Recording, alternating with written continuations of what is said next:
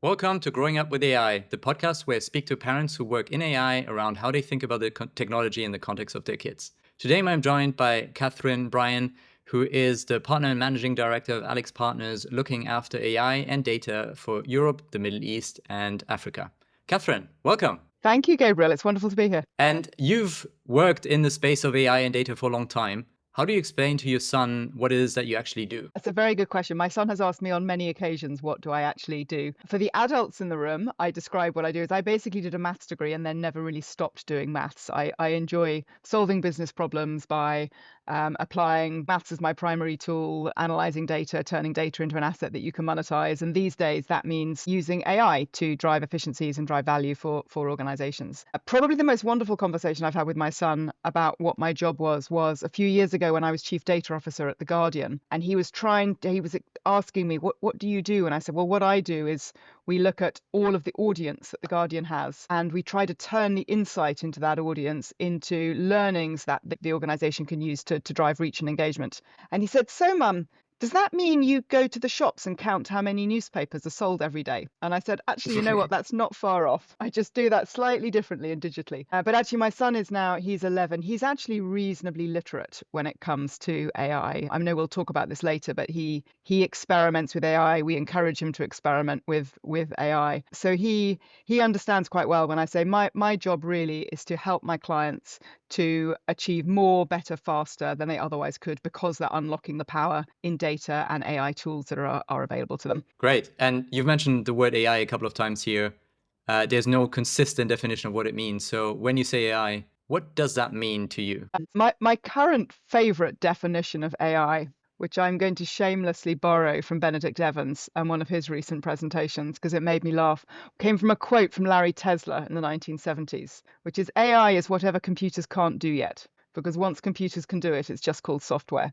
And I think that captures an idea for me, which is AI is not new. It was a term coined in the 1950s, and it really refers to computers doing things that otherwise have human-like characteristics. And over the last decades, what that actually means has obviously matured as our technological capabilities have matured. So I use AI in a very umbrella sense to mean sort of anything in that group. So that includes machine learning and advanced analytics. More recently, it includes generative AI, and of course, even more recently, agentic AI. But I always find myself in conversations needing to clarify with the person I'm talking to, how are they using that term? Sometimes AI is used more to refer only to generative AI or even agentic AI. I tend to use it as the umbrella function under which quite a lot of different classes sit. So in a way, solving complex problems with smart approaches. Solving complex problems through unlocking the insights and patterns that are within data. And from a generative AI perspective, sort of fundamentally, that means looking at vast quantities of data and applying linear algebra and statistics to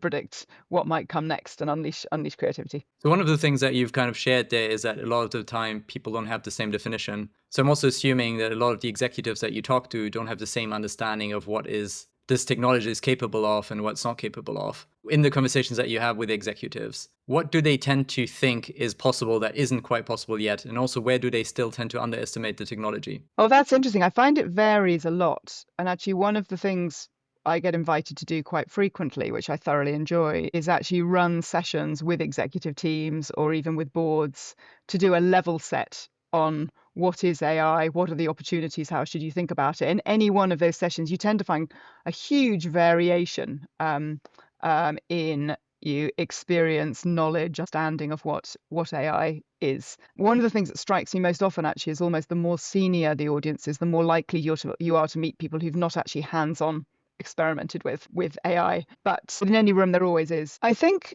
your question, what have people tended to underestimate and what have they tended to overestimate? Most of the audiences I speak to tend not to be overestimating, actually, because most of the organizations I work with tend to be quite grounded and quite cautious, and they're quite pragmatically thinking about, I've got a business, I may well be running on quite tight margins. There's huge numbers of priorities in the business. I want to make sure I'm tapping the value of AI, but I don't want to be wasting money on things that aren't going to give returns, for example. So if anything, I tend to find myself talking to audiences that are a little more on the cautious side and almost looking for confidence in, how do I approach this in a way that is going to feel positive and allow me to get ahead of the curve, but without wasting money or distracting the organization. Where, I suppose, begs the question, where do organizations, where are they underestimating the opportunity that's there? I see that the whole time, probably all over the place. And I think the way that manifests is executives, as everyone else, will tend to focus on, can I improve? I think I've got an application that can solve this point problem in my business, or this point opportunity. I've got Yeah. this inefficiency. How could AI help me solve it? What they're not thinking about is actually how might it one day allow me to completely unlock a new business model or completely reinvent how my business works end to end. So I tend to find focusing on individual bits of a value chain as opposed to end to end. And you can see the light bulb moments come on either when they start to clock, hang on a minute, consumers and my customers are going to radically change their expectations from me, because customers are starting to interact with the digital world in a very, very different way through generative AI rather than Yeah. browsers. And then the penny starts to drop to go, hang on a minute, what does that mean for how I optimize my content for discovery? What does that mean about all of my traditional Yeah. approaches to marketing and search engine optimization, etc.? How's that going to need to evolve for the future? You tend to find the penny drop when you start talking about that sort of thing, or when you start talking about a future in which AI agents are joining the workforce to work alongside colleagues Yeah.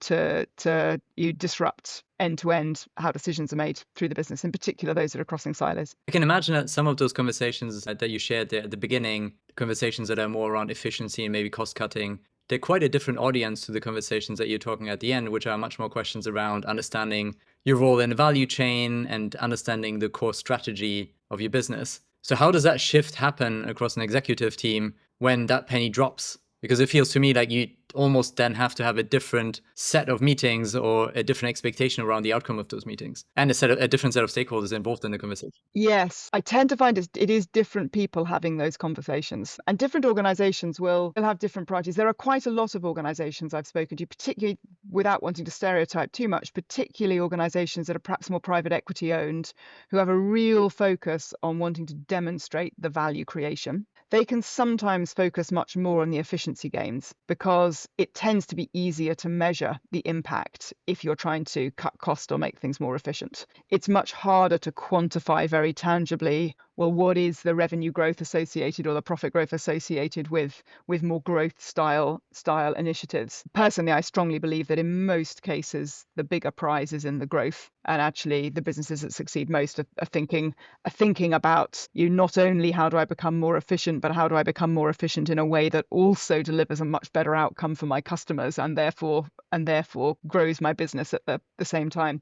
And when I'm talking to a board or an executive team, it's definitely different people around the room that are having the two different conversations. And what's nice is when they start talking to each other. So typically we'll start talking about efficiency savings. Somebody will pipe up and say, hang on a minute, what's this going to mean for our marketing optimization, how consumers are going to respond? And it sort of starts to cascade and roll into a broader conversation. And for me, it's just part of a journey that most leadership teams need to go on to build their understanding of what's Yeah. possible. And I think grasping that is important for them to be able to lead the organizations as well. So it kind of feels to me like this shift from, we call it the shift right, from kind of cost savings towards releasing more value, is a significant change management challenge. So what have you seen around organizations that have been more successful in making that change compared to those that maybe have been less successful? What's the key differentiator between those two?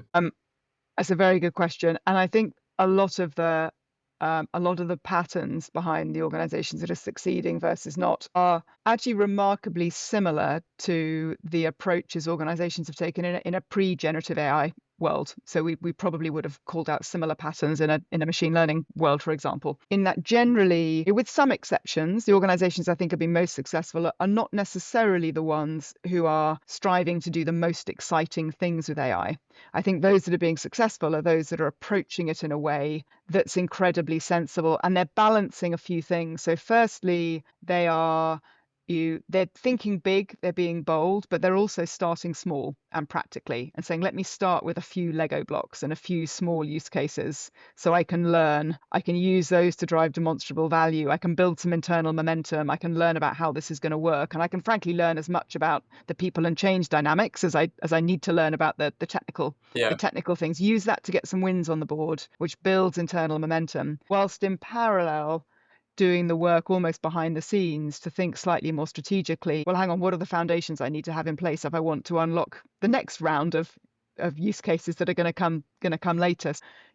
Many organizations are late in the day now realizing, crikey, I wish we'd invested in our data assets and actually have better quality data because AI sits on top of data, or they're having to really think about their technology stacks. So we've both worked a lot in the retail space, and I work with many clients who have large, complex legacy tech estates which need to be upgraded or evolved. And the wrong approach is to turn that into a massive transformation program that's comes in advance of driving value with AI, but sort of crafting those two things together whilst in parallel growing the leadership skills that are needed to lead in a world of AI and building capabilities across the business. It's, for me, the successful businesses are those that have orchestrated everything together. They're building the leadership and the priorities. They're sequentially delivering some wins and learning from them and building the foundations at the same time. And for me, I think that gets you wins on the board early. You learn from it, but it also sets you up for long-term success. And do you feel that there's specific industries that are ahead of others in general? Or do you feel like in general, this across all of the industries, you see some people that are more ahead of the game and some that are a bit more of the laggards? Certainly see in every industry there are some leaders and some laggards. But I think that certain industries and certain functions are through necessity needing to change much, much faster. So for example, organizations whose raison d'etre is around research, for example, that's a function that's been fundamentally disrupted by generative AI and what is now possible. Similarly, creative industries, obviously, tremendously disrupted. I think there's more of for the industries that have got more of an existential threat, they are necessarily moving faster. But in every industry that I work in, there are those that are further ahead and those that are further behind.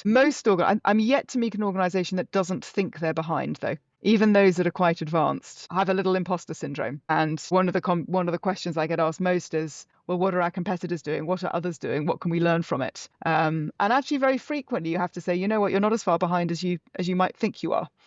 You're making good progress in some areas. I think that's really interesting what you're saying there, because for me, there's a big question around who is your competitor in this new world. You mentioned earlier around if people use agents more. Both you and I have heard stories off the record around traffic patterns changing quite significantly. So I'm not quite sure anymore who a competitor is in my world. In some cases, is actually now OpenAI suddenly a competitor because you can now directly purchase through them, and therefore I lose the control over my checkout walk, and therefore kind of am I behind is very, very different compared to another retail business, for example. I 100% agree with that. And I think what you've just said there characterizes the people in the room around the executive that are thinking ahead to the future versus those that are focused on the current business model and where the efficiency comes. I think that what you've just described around how consumers are changing their behavior. I mean, you think about it, even 6 months ago, we weren't talking about agents in the same way that we are now. And yet now, when I go onto I'm now, as a consumer, I'm now used to going on to ChatGPT, Perplexity, sort of pick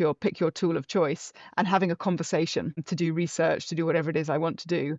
As soon as I flip to a classical website and I have to think about entering sort of only 2 keywords in a search, it suddenly feels incredibly antiquated. And I think customer expectations around how they will discover things are actually going to flip much, much more rapidly than you might expect. And I think that's also true. I mean, I work a lot in the B2C space, as you know, but I think that dynamic is also true in a B2B world, particularly for organizations that work with lots of businesses. The Reuters Institute recently came out with the latest report on news consumption, and 7% of people now get their news through LLMs, and it goes up to 15% for the younger population. And I would definitely not have expected that to be one of the use cases at the beginning. But it also kind of makes me wonder around whether news is one of those areas that will be impacted sooner. And the conversations I've had with people in news, kind of, they definitely feel that because partly they've already seen a movie before with the advent of social media. So I'm kind of curious around whether you get a lot more of your clients asking around what other industries they should be looking at and learning from, and whether there are certain industries where you say, look, okay, they've lived through this disruption, and therefore there's lots of things that we can learn from them. Again, I agree with you. And I think the news industry is one which went through a wave of disruption 15, 20 years ago with the advent of browsers disintermediating, and the challenge is sort of bringing readers to their own sites. And I think again, I've not seen the Reuters Institute stats, but I've seen similar already. Even with the browsers introducing their AI summaries, it's reducing the number of hits going direct to the site, because all of even the paid search and the sponsored links are being pushed further and further down the page, for example. And I see other industries following. I think retail will be hit the same way. Things like gifting, holiday and travel is going to go exactly the same way. Interestingly, it's perhaps slightly depressingly rare for a client to explicitly ask for learnings from other industries. We often suggest it, and when we bring it and discuss it, it can open up a really, really good conversation. And one of the things we do at Alix Partners is quite often bring in people from other industries to talk about their experiences to help prompt conversation. And it always tends to be incredibly, incredibly valued. Generally, the unprompted question will usually be, tell me what's happening in my industry. The more interesting conversation often opens up when you then draw the analogies elsewhere. And so how do you think about this yourself for your firm? Consulting is a knowledge-based industry, and arguably LLMs are perfectly optimized for content creation and knowledge management. So have you started doing things quite differently? Or what industries do you look at in order to kind of predict how disruptive it might be for you? Yeah, we won't surprise you. We certainly are thinking about how it disrupts our own industry, and I agree with you. I think there are lots of elements of consulting work that are fundamentally changing. The model that we have at Alix Partners is quite different to quite a lot of other consultancies in that we don't have a big pyramid,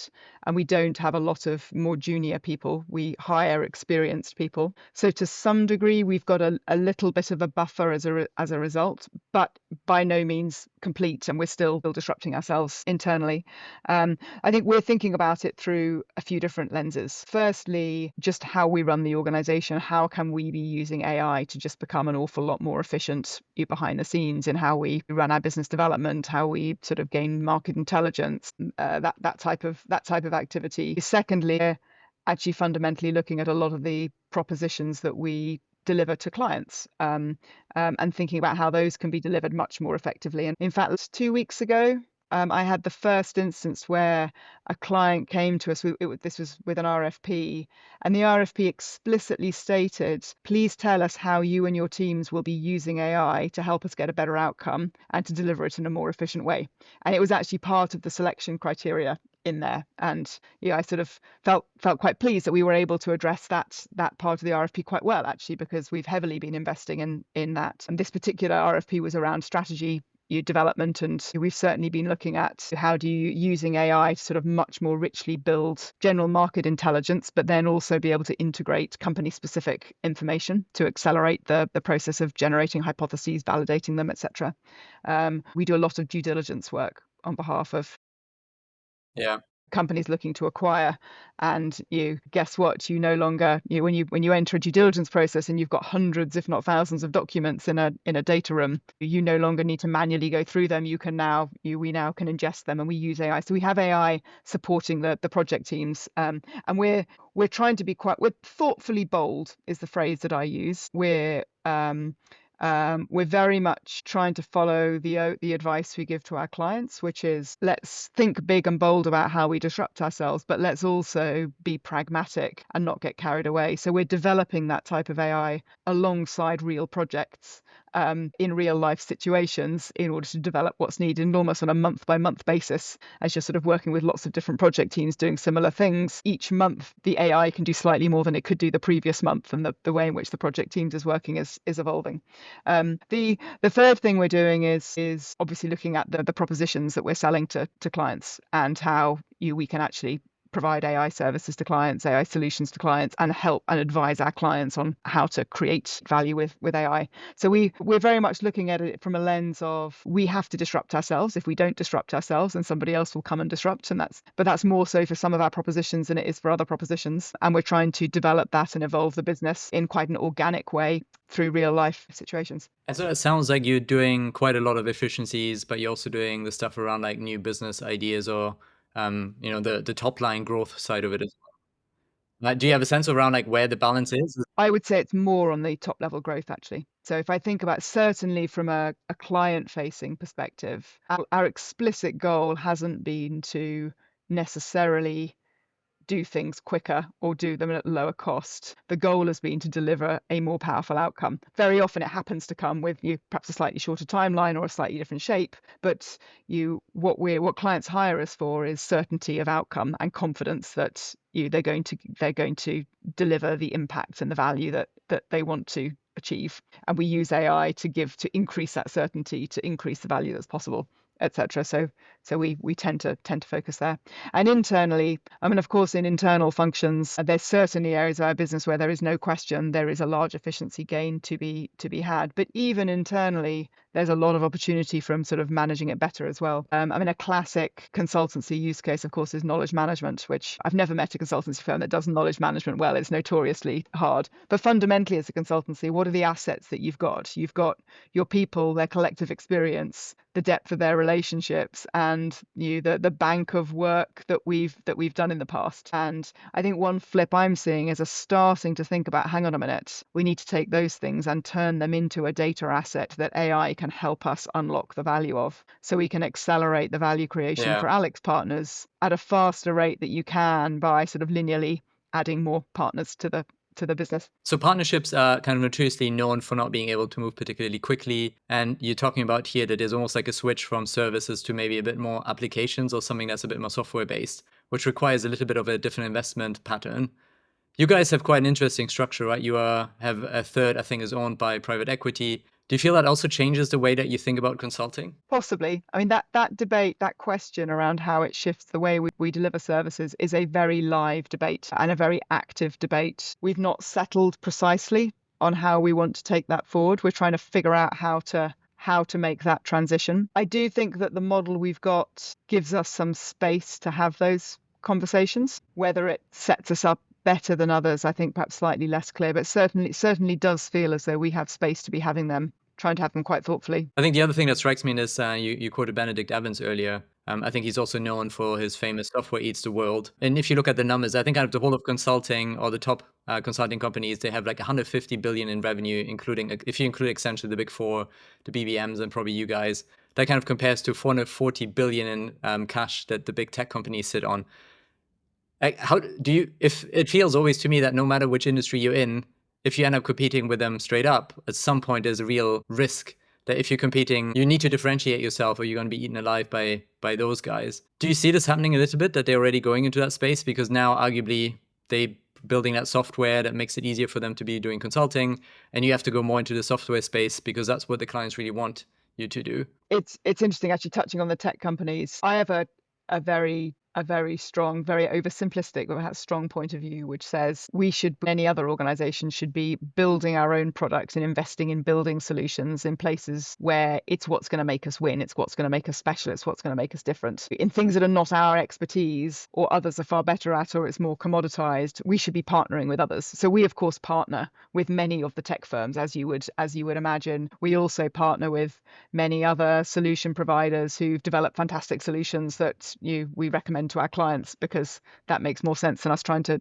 develop them ourselves. I've not yet really seen the tech companies successfully entering consulting. I think some of them are moving in that direction, but interestingly, we often get approached and work with a lot of tech companies and solution builders who explicitly come to us and say, we're brilliant at developing solutions and brilliant at developing product, but we can't do the business change that goes with it, or we don't have the senior relationships, and they don't really have the appetite to build that because it's a very different skill and it's quite hard. Whereas we as Alix Partners we're incredibly strong at that. I mean, our heritage was not a digital tech heritage. It was a heritage in you driving large scale change fast in organizations where there was a real moment of criticality. So we're very, very good at how do you take a business on the journey. So interestingly, at the moment, I would say we're seeing more synergies and opportunities to cooperate and work together with tech, as opposed to us being in competition. I'll be interested to see how long that lasts. Who knows? I don't have a crystal ball, but that's the pattern I'm seeing at the moment. So what I've noticed is kind of when I ask myself these questions around what's the competitive place for my business, I often ask myself the same questions around what's the skills that my kids will need to have in the future. And so I'm kind of curious around like whether there's anything where you've had conversations with execs members of different companies. And then you come home and you think, I have to think quite different in the way that I kind of am going to educate my son, or the choices that we're making at home around the use of technology. Yeah, I think there's definitely parallels. And I think if we start with the business perspective, there are some executives I meet who are solely focused on sort of pound notes. Most executives, most businesses are people businesses. Your people are critical, particularly in I mean, I'm working with retailers. I mean, it's incredibly, retail is fundamentally a people-based business. And a lot of leaders are incredibly worried about or thoughtful around the disruption that new technology has on people and how they equip them. Very, very alive to the fact that there will be people in the organization who feel incredibly threatened and may indeed you no longer be with the organization as a consequence of the AI solutions that are being brought in. So we do spend a lot of time with clients talking about this, and there's usually a few different lenses that we touch on. One is how you actually approach change to bring technology in a way that actually builds adoption and acceptance and builds momentum, as opposed to driving, if you like, organ rejection, because technology is only going to have an impact if people adopt it. So I'm a sort of huge believer that actually you need to think about driving adoption as part of your development process when you bring it in. But then alongside that, we also talk quite a lot and work with clients quite a lot on how do you upskill people at every level of the organization for the new world. And that's true at a leadership level as well. So for leaders, I think a lot of the leadership characteristics that perhaps were what made you successful in the last 20, 30 years are going to shift. It'll be a different set of skills that are needed to Yeah. be a successful leader in the new world. You'll need to be more curious. You'll need to be more accepting that things are moving incredibly fast, and more able to watch that and learn from that, more able to work cross-functionally, more able to sort of not necessarily be an expert in the technology, but certainly have an appreciation and understanding and know how to get the best out of the technology teams. And for some leaders, that's incredibly straightforward, and they sort of grasp that very quickly. For others, that's a bigger journey. But then across the rest of the organization, and I'll set aside the technical communities at the moment, who sort of, if you like, the people you recruit to be deep experts in this. For many people across the organization, you still want them to have at least a basic level of understanding of AI. And in some functions, you want them to be actively adopting it organically and using it every day to be more efficient in what they do. And you tend to find, I mean, broad brushstrokes, there's usually at least a third of the people in the organization who are enthusiastic early adopters, have probably been experimenting with how they can use AI in their day-to-day life, even if it's just as simple as taking meeting notes or whatever it might be. But there'll be a third of the people, the other end of the spectrum, who have been more resistant and slow. And I think we're already seeing in some functions sort of bifurcation, in that the people who are adopting and using AI are just managing to you achieve more and be more successful by sort of quite a wide margin, versus those that are not adopting it and learning how to use it.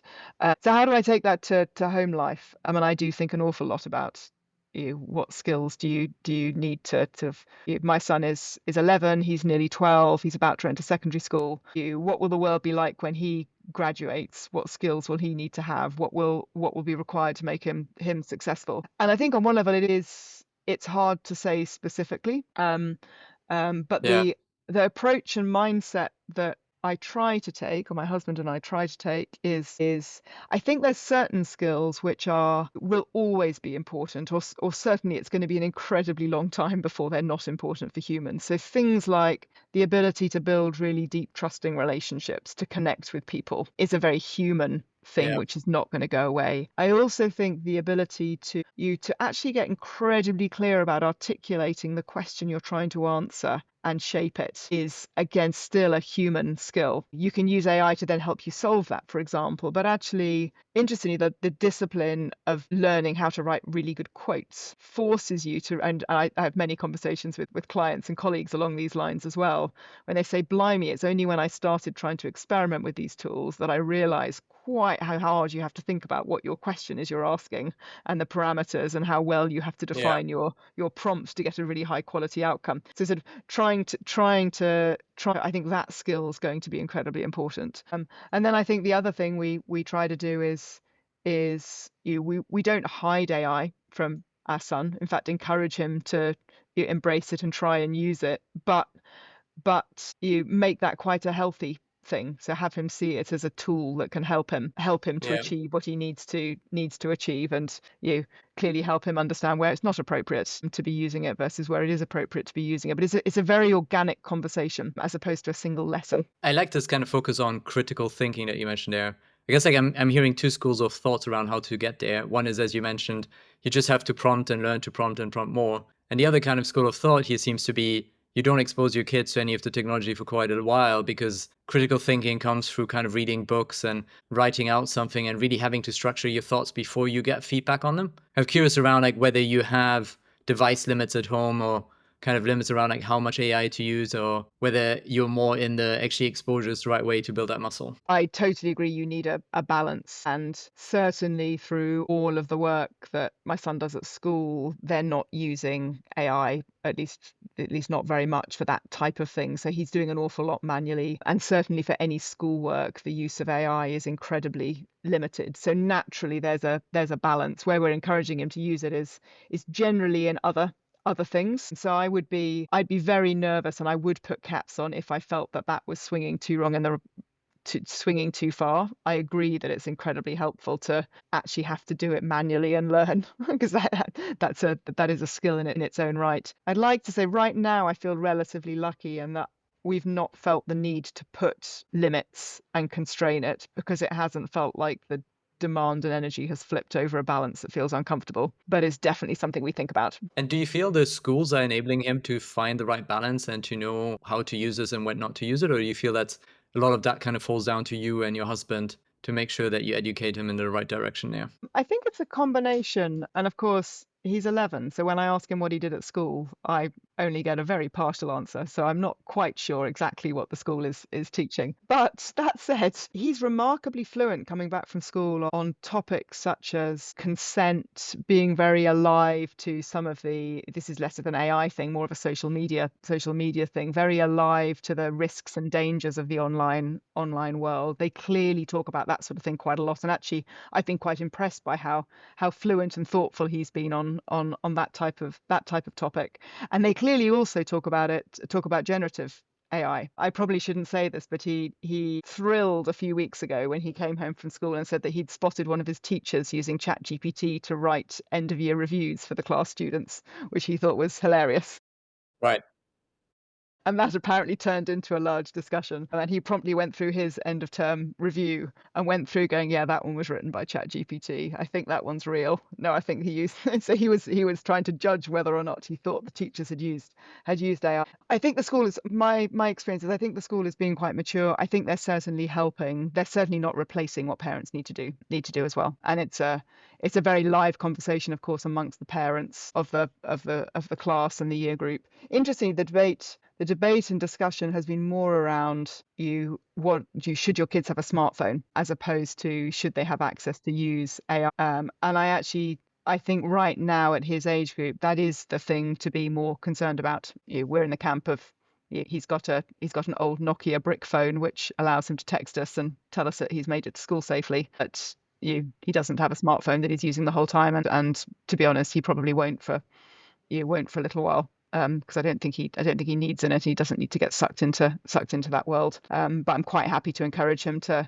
use AI to learn things, to answer questions. I mean, there are some applications that AI has that are completely brilliant. And I remember, it's probably 2 years ago now that he was struggling with a piece of homework, and I pulled him aside and said, right, okay, let's go to ChatGPT. And we said, please write a poem that will help a 10-year-old remember the capital cities of all South American countries. And of course, with 3 iterations, it came up with a blindingly hilarious and brilliant poem, which enabled him to learn the capital cities of all countries in South America in a way that sort of was far more engaging and useful and probably far more memorable than learning it by rote. I think that's a really interesting example. Right? It might point to one of those areas where school might need to change what we're teaching kids. Because if knowledge just is at the button of a chat GPT interface or something like that, is it really that much is it still that valuable to know the capital cities of South America? Or are there other things, coming back to you were saying earlier?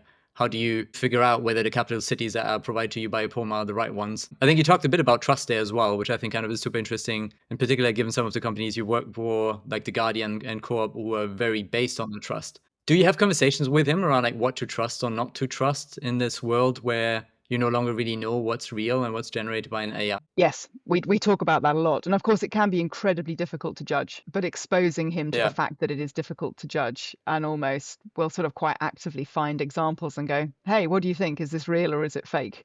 And just demonstrating how hard it is to get that right. Very, very much so. And so your son will leave home in about 10 years' time, something like that. What do you think the world will look like that he will go into? I think in 10 years, quite a lot of industries will have moved forward quite a lot. I think that we're right at the early days of how AI is changing how we as consumers interact with the online world. I think that's right at the beginning. I don't know exactly how that's going to play out, but who knows if I mean, browsers are not going to be the same. I think the entry point to the digital world is going to have changed radically.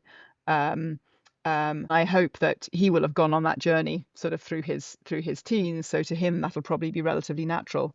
I will probably feel like the Luddite who's sort of no longer quite up to speed with how one interacts with the digital world. So I think that will have changed radically, but I hope he'll have gone on that journey. I think the real challenge is likely to be, I mean, a lot of people talk about this. How will entry level job market have changed? And you hear, I mean, certainly anecdotally, I hear a lot of colleagues, clients talking about their kids who are leaving university now. Actually, it's quite challenging getting into the job market because there's a lot of the more entry level roles that you are the ones that are being replaced by AI. And it obviously depends on what industry you're going. I mean, who knows? Maybe there'll be a lot more plumbers in the future, and the balance of who goes into what industry will be different. There's no question there's going to be a lot of jobs created in the tech market. I mean, from a big picture perspective, I'm an optimist. I think there's a huge amount for us as society to navigate to be successful, and in any big shift, sort of general purpose technology shift, and I think this probably is going to become up there with electrification and other general purpose technologies that have happened. With any of those shifts, there are winners and losers in society, and frankly, it's a measure of how mature and successful we are as a society to help everybody navigate through that and come out the other end successfully. I think he's going to come into a world which does look different. I think a lot of industries will work very differently. I think how he interacts with the digital world will be differently. But I still think that a lot of the skills that make people successful today won't have changed. It will be your ability to build trust, to have vision, the human skills. So I think my counsel to him at this stage, and who knows how long he'll listen to me for, but my counsel to him at this stage is to continue to focus on the things that he's passionate about, be alive and learning about new things that are there, be questioning the whole time. It'll be a few years before he's got to make some hard choices around really what subjects he wants to study and what professional area he wants to go into. I think it's really interesting what you said there around like it is quite difficult to predict what the world will look like in 10 years. And I find it quite hard because I feel like I live in a certain amount of echo chamber of other people who work in technology. So I'm wondering kind of when you have conversation with other parents in the school who might have different jobs, do you get very different perspectives from them where you sometimes feel like, oh yeah, maybe this isn't going to move quite as quickly as I assumed because actually there's a whole bunch of the population who is not as aware of this, or there's a whole bunch of reasons why driving that change might take longer than what I expected. Well, I think a lot of change always takes longer than a lot of people think it will. And I hesitated before answering your last question because my slightly flippant answer is the world won't look that different in 10 years' time to what it does now. But actually, I think it will in a few ways. I suppose the differences that I see when I talk to different parents are a function of the different roles that they're playing. People who are working in the advertising industry or in the creative industry, you are at the cutting edge of being disrupted. People who are working in research, people who are working in software development are some of the earliest adopters and loving it because they're able to achieve 3 times more than they previously could achieve in a day and are finding that incredibly invigorating. I very rarely talk to anyone who doesn't think there's going to be that change isn't coming though. It's certainly professions that won't change very much. I mean, I joked about plumbers, but construction, building, there's an awful lot of professions which are still going to be incredibly human. What I think has been interesting around the last 2.5 years or whatever of this AI thing has just been the pace of it. And how it kind of seems to be accelerating faster and faster. So I'm curious around like, has that changed anything around like how you make decisions at home when it comes to how you want to spend time together as a family, or what you're investing into in terms of gifts that you provide to your son, or those kind of things. Sure, it has made a massive difference to us as a family, actually, from that perspective. But that might be a reflection on us and the types of things that we enjoy. So when we have the opportunity to spend time together, and my husband and I sort of both have pretty full-on jobs, we're quite a busy household. When we have a chance to spend time together, we'll very often disappear to the countryside and get out into the mountains. But it's always been we've always done that, and that hasn't changed. I don't feel like we're trying to detox any more now than we used to, because we've always done that, and we've always tried to, when we've had time together, spend time together in person rather than time together each looking individually at a different screen. So no, I don't think that's radically changed. In terms of presents and gifting that we buy, I think the specifics are evolving, of course, depending on what technology's there and what the next thing is that's that people want. But again, no, I haven't yet seen a significant change there. Certainly seeing us using AI to help us make decisions. So I mean, even this weekend, researching holiday plans. Yeah, the holiday we're planning is to escape to the middle of nowhere in Scotland. But guess what? We were using AI to help research where the places are that we could go and escape to in the middle of nowhere in Scotland. Prioritizing spending time together physically in person has always been important to us and continues to be. Yeah, I think there's something very clear around like that human side in the world of AI might become even more important. And then the question becomes, how do you remain as human as possible while also not becoming a Luddite who doesn't understand the technology? And I think Exactly. finding that right balance is the tricky part going forward. I think that's right. To give another example, we might be a slightly atypical family, but none of us uses a Kindle. We still have physical books turning up on the Quite interesting. doorstep, and my son will still read physical books. So and maybe in some respects we would be described as Luddites, but there's a lot in our life which is I mean, it's in line with a lot of the tech executives, right, who kind of don't give their kids screens until they're quite old and focus on Waldorf type education and wooden toys yeah. Well, funny for a enough, big part of the education for the kids. for me actually, and this is very personal, I look at a screen for most of my day at work. I mean, not all of my day, but actually when I'm not working, I want to rest from looking at a screen usually.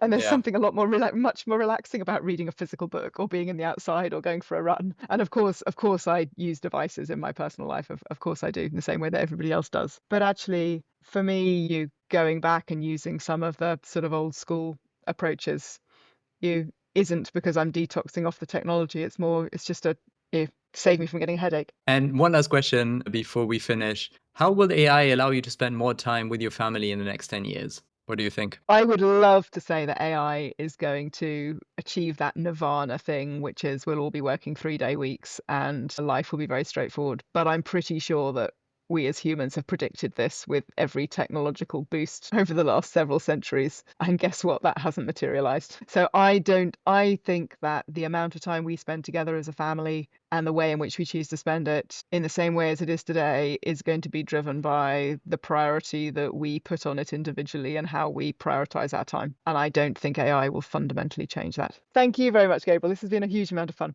Thank you for inviting me. Thank you, Catherine.